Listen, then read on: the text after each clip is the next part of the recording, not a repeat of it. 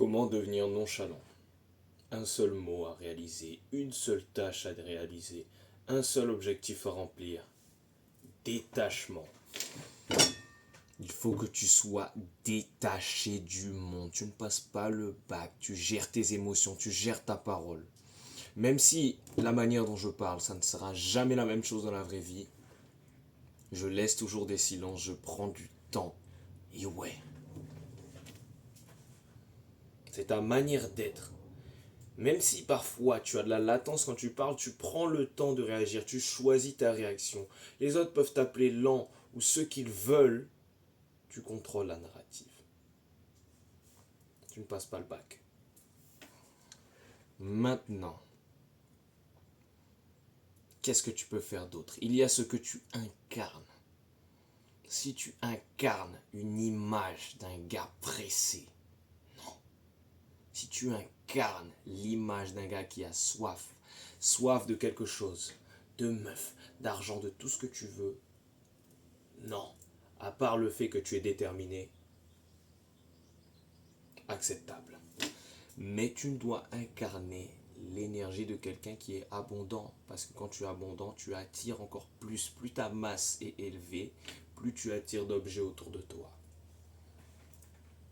Simple. Le détachement, s'il te plaît. Le détachement, ça va vraiment changer tout. Si tu adoptes cette attitude, ça sera très important. Ça peut s'apparenter à être un connard, parce qu'un connard s'en fout de tout. Être détaché, ça ne veut pas forcément dire que tu t'en fous, mais que tu as le pouvoir de prendre du recul et de ne pas réagir. De ne pas réagir avec tes émotions, de choisir ce que tu fais, la décision la plus âpre, la meilleure. Donc voilà, c'est ce détachement. Comment maîtriser ce détachement maintenant?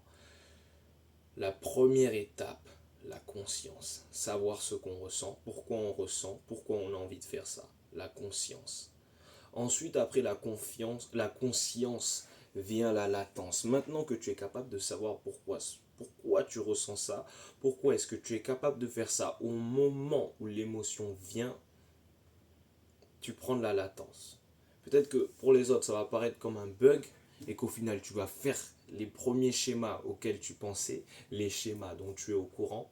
Maintenant qu'il y a de la latence, ça veut dire que tu peux prendre un peu de temps, tu maîtrises un peu, tu peux retarder le truc.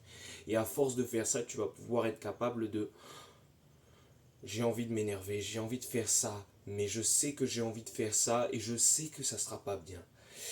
Maintenant que je sais que c'est pas ouf, est-ce que je peux pas m'arrêter? Est-ce que je peux pas faire autre chose? Et là, quand tu arrives à faire autre chose pour la première fois, tu continues à faire ça, et là, ce détachement est créé.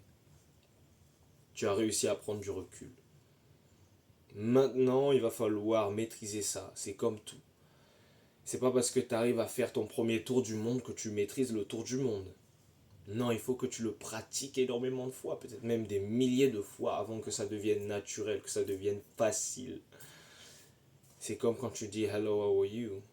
Et qu'au début tu disais hello, how are you? Tu vois la différence entre ça et le premier? C'est ça. Practice makes perfect. La pratique rend parfait. Donc, tu as tout compris. La conscience, la latence, la maîtrise. Ensuite, la maîtrise répétée, l'incarnation.